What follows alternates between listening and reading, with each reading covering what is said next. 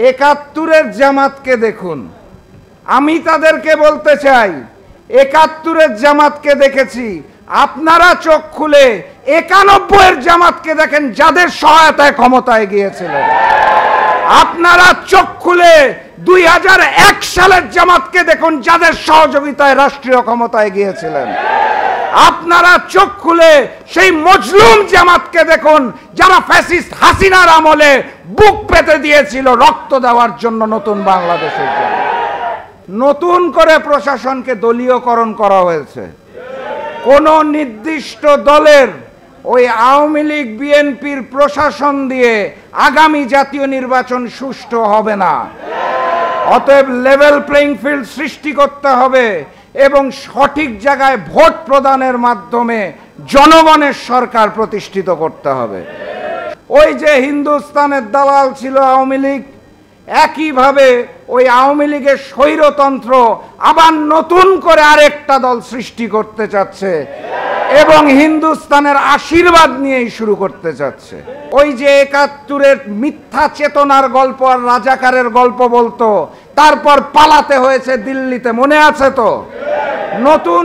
নতুন করে যারা ফ্যাসিবাদ সৃষ্টি করতে চায়, তারা এখনো একই ভাষায় একই সুরে কথা বলে। আমরা ভেবেছিলাম গণভোটে আওয়ামী লীগ না ভোট দিবে আর আমরা বাকি সবাই হ্যাঁ ভোট দিব। আমি সোশ্যাল মিডিয়ায় দেখতে পাচ্ছি, আপনারা যদি না করতে পারেন তাহলে দুহাত তুলে হ্যান্ডস আপ করে বলে দিন, ইনশাআল্লাহ আগামীতে যেই সংসদ গঠিত হবে, আগামীতে যেই ইসলামের আইন কানুন হবে, আগামীর সংসদে জনগণের যে প্রতিনিধিত্ব থাকবে, সেখান থেকে প্রয়োজনে আমরা লগি বৈঠা থেকে শুরু করে সকল গণহত্যার বিচার করব ইনশাআল্লাহ। আমরা যখনই বক্তব্য দিতে আসি, ফ্যাসিস্ট শেখ হাসিনার আমলের ৩টা নির্বাচন নিয়ে কথা বলি, 14, 18, 24। আমরা যে কোনো কারণেই হোক 8-এর নির্বাচনটাকে এড়িয়ে যেতে চাই। বাস্তবতা হচ্ছে 2008 সালে যেই নির্বাচন হয়েছিল, সেখানেও ইলেকশন মেকানিজম এবং ইঞ্জিনিয়ারিং হয়েছিল এবং ওই হিন্দুস্তান থেকে পরিকল্পনা করা হয়েছিল। আমরা সবসময় যেটা বলতে চাই সেটা হচ্ছে, পিলখানা গণহত্যার মাধ্যমে ফ্যাসিজমের যাত্রা শুরু হয়েছিল, কিন্তু আমরা বলতে ভুলে যাই লগি বৈঠা গণহত্যার মাধ্যমে ফ্যাসিজমের প্রস্তুতি নেওয়া হয়েছিল।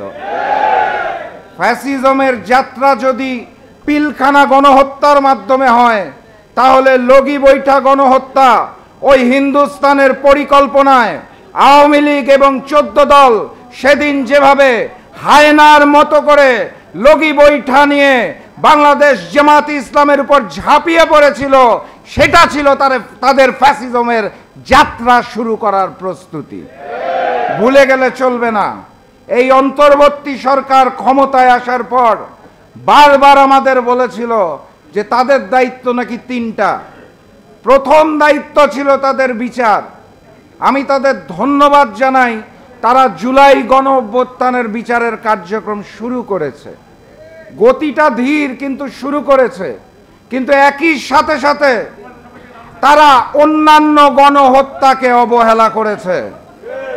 আমরা অন্তর্বর্তী সরকারের কাছে আশা করেছিলাম তারা জুলাই গণহত্যার মতো লগি বৈঠা গণহত্যার বিচার কার্যক্রম শুরু করবে।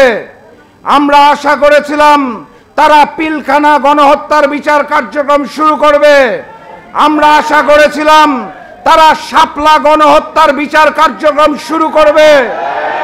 আমরা আশা করেছিলাম বাংলার মাটিতে মোদি বিরোধী যে আন্দোলন হয়েছিল, সেই গণহত্যার বিচার তারা শুরু করবে। আমরা আশা করেছিলাম আল্লামা দেলোয়ার হোসেন সাঈদীর যে রায় দেওয়া হয়েছিল, তারপরে বাংলার রাজপথে যে গণহত্যা হয়েছিল, সেই গণহত্যার বিচার কার্যক্রম তারা শুরু করবে। কিন্তু আমরা অত্যন্ত দুঃখের সাথে লক্ষ্য করছি, তারা শুধুমাত্র জুলাইয়ের হাজারো শহীদের রক্তের বিনিময়ে যে মসনদে বসেছে, শুধুমাত্র জুলাই গণ অভ্যুত্থানের বিচারটাই শুরু করে দিয়ে চলে যেতে চায়। আমরা স্পষ্ট ভাষায় জানিয়ে দিতে চাই, শুধুমাত্র জুলাইয়ে গণহত্যা হয় নাই, শুধুমাত্র জুলাইয়ে শহীদ পরিবাররা আত্মনাদ করছে না, বাকি সকল গণহত্যার বিচার বাংলার মাটিতে করতে হবে ইনশাআল্লাহ। আপনারা যদি না করতে পারেন তাহলে দুহাত তুলে হ্যান্ডস আপ করে বলে দিন, ইনশাআল্লাহ আগামীতে যেই সংসদ গঠিত হবে, আগামীতে যে ইসলামের আইন কানুন হবে, আগামীর সংসদে জনগণের যে প্রতিনিধিত্ব থাকবে, সেখান থেকে প্রয়োজনে আমরা লগি বৈঠা থেকে শুরু করে সকল গণহত্যার বিচার করব ইনশাআল্লাহ। সংগ্রামী সাথী এবং বন্ধুগণ, আজকের এই সেমিনারের বিষয়বস্তু দুইটা। প্রথম পর্ব নিয়ে সংক্ষেপে বলে ফেলেছি, দ্বিতীয় পর্বে বলা হয়েছে চ্যালেঞ্জের কথা, আগামীর বাংলাদেশ গড়ার চ্যালেঞ্জ।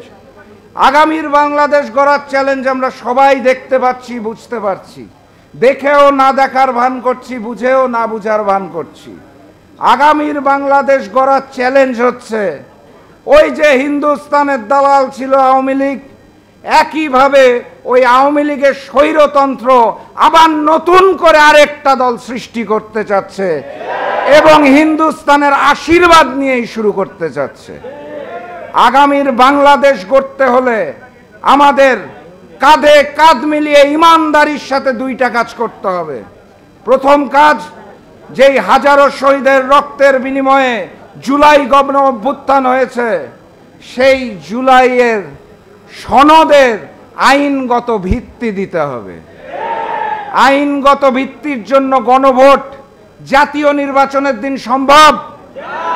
জাতীয় নির্বাচনের দিন বিভিন্ন রাজনৈতিক দলের নেতাকর্মীরা নিজেদের প্রতীকের প্রচারণা করবে নাকি গণভোটের প্রচারণা করবে?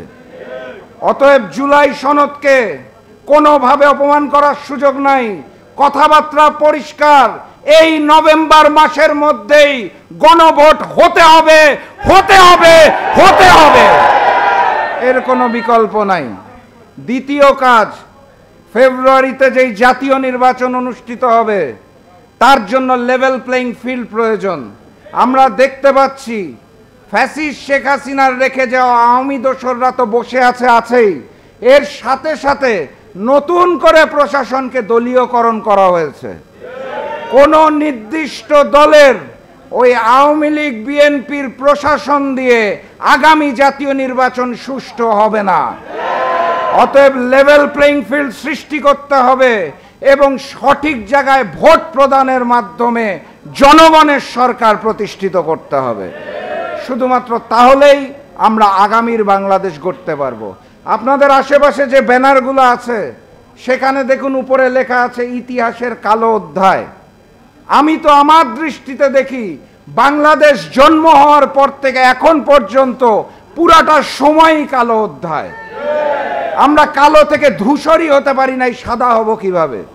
পুরাটা সময় দুর্নীতির ইতিহাস, পুরাটা সময় গুম খুনের ইতিহাস। সেই যে শেখ মুজিব শুরু করেছিল, শেখ হাসিনা একইভাবে পরিচালনা করে গেছে।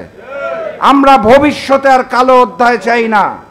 কথাবার্তা পরিষ্কার, এই ফ্যাসিস্ট শেখ হাসিনা ওই যে ৭১-এর মিথ্যা চেতনার গল্প আর রাজাকারের গল্প বলতো, তারপর পালাতে হয়েছে দিল্লিতে, মনে আছে তো?